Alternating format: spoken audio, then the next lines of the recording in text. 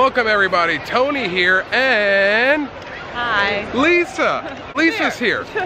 She's like hardly ever here, so everybody. That's not true. Everybody's gonna be so happy to see you. Act like I'm never here. We haven't ridden Living with the Land, and I feel such a long time actually.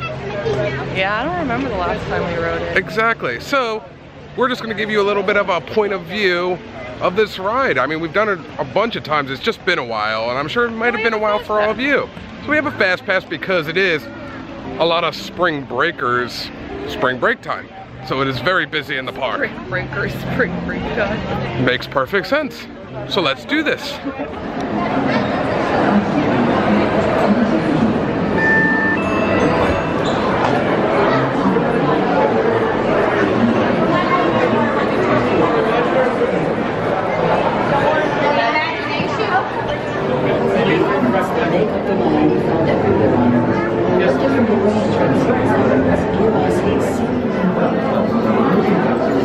Seem violent and destructive to us, but to nature, it's a new beginning.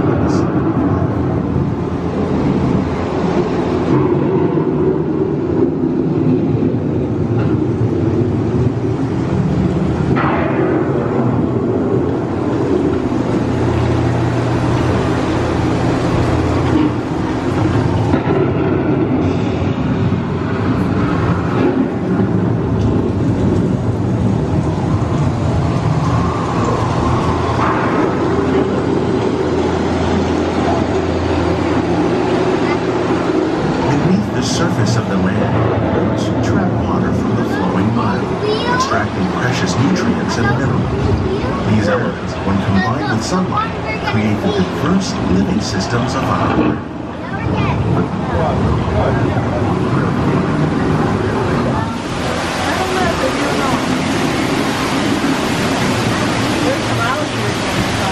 One of those living systems is the rainforest, home to the most amazing concentration of life on our planet.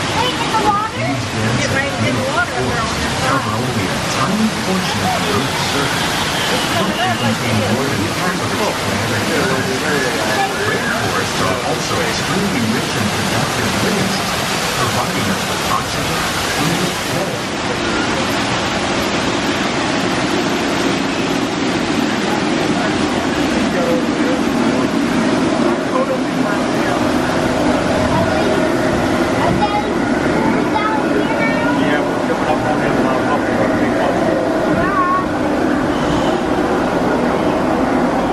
in the desert, nature has created a very different, but no less beautiful living system. And while this arid landscape may seem lifeless, it is very much alive. The plants and animals that have learned to survive the rainwater and nutrients gradually penetrated the hard surface of this land. Even the hooves of the mighty buffalo helped create the rich soil that will one day become home to the American farm.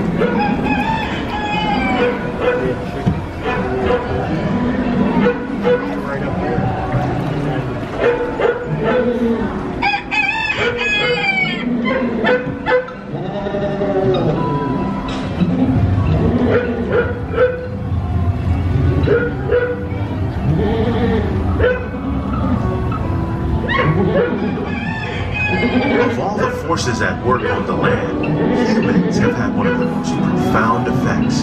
The need to produce food for a growing world led to the enormous use and sometimes overuse of the land. In our search for more efficient ways to grow food, we often fail to realize the impact of our methods.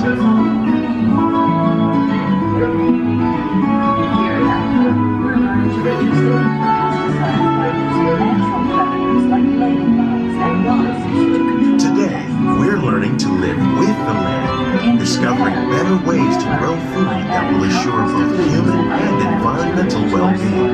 We can reduce the need for fertilizers. In farmlands across America, we're learning that by plowing under vegetation containing natural fertilizers, we can enrich the soil without the use of chemicals.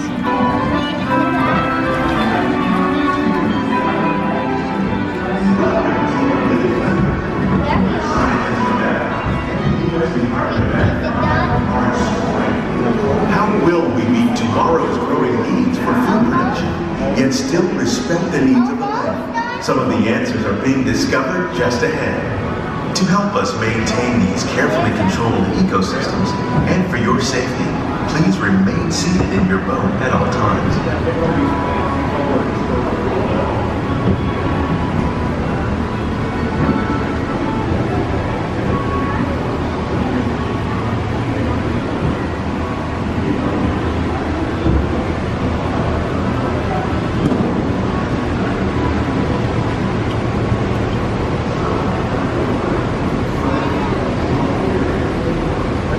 Welcome to our living laboratory, where scientists from Epcot and the U.S. Department of Agriculture are exploring innovative ways to produce bountiful harvests now and into the future.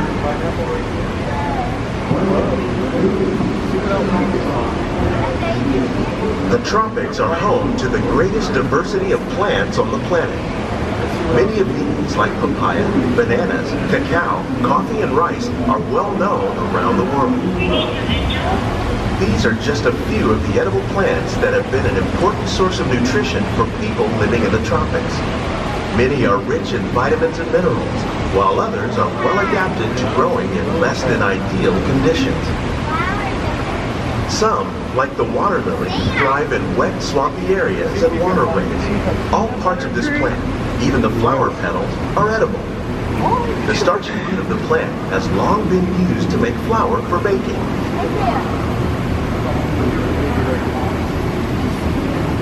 One day, many of these lesser-known tropical plants may be as important as the bananas growing on both sides of the boat. More than 28 million tons of bananas are eaten annually, making it the most popular fruit in the world.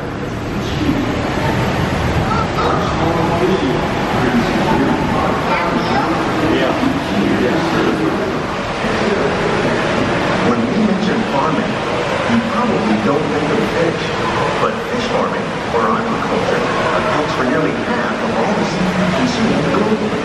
Tilapia, bass, and exotic fish farming. The sustainable system produces gallons each year. Our small fish farm produces nearly 5,000 pounds of fish each year to serve in restaurants around Walt Disney World. Innovations like it still protect the natural resources. Oh no. Look at them all. Oh yeah, that's new. That wasn't here last time. This circle here? I think it's just for the flower garden. Probably. But I like the water pail that they added to it. 50,000 edible plant species in the world. Most of us the chandelier to make it look like water. Make up our everyday diet. The common grains growing here, wheat, maize, sorghum, and millet, plus rice, account for nearly 2/3 of our global food consumption. Learning how to increase yields of these staples is an important goal of research around the world. This technique precisely controls and recycles decontaminated nutrients. We can use over 7,000 lettuce a year, which is 1 fertilizer and pesticides. Another innovation at work here is our integrated pest management program. By populating our greenhouses with beneficial insects that are significantly reducing our reliance on conventional pesticides. We're growing these crops using our nutrient film system. This technique precisely controls and recycles water and nutrients. With it, we can produce over 27,000 heads of lettuce a year in this one small area. Yep. Behind the scenes tour happening right now. That was a very fun experience. I recommend everybody try it at least once. It's actually, I think, probably one of the cheapest tours on Disney property. By nature, $25, I think it was. Vegetable trees. By growing these ground plants vertically, we can increase it was somewhere around there. It might have been 20 with the pass holder discount. These crops taste as good as they look. In fact, we serve more than 15 tons of produce from our greenhouses and restaurants here at the land every year. Provide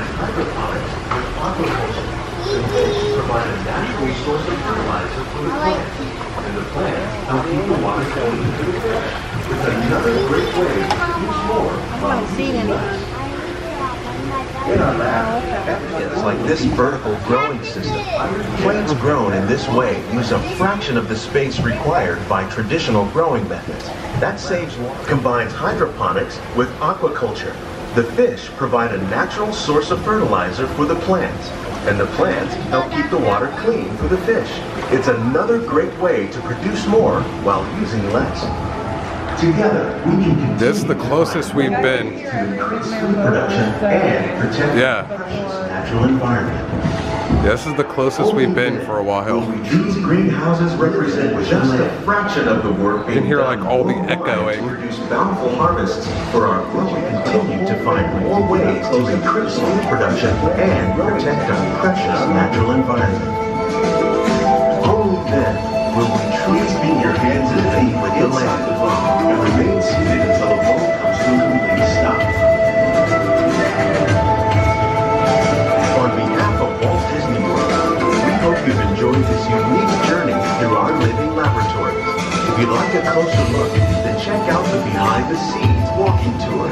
It's a chance for the whole family to get up close and personal with the plants and growing techniques in our laboratory. Hey, we got some separation.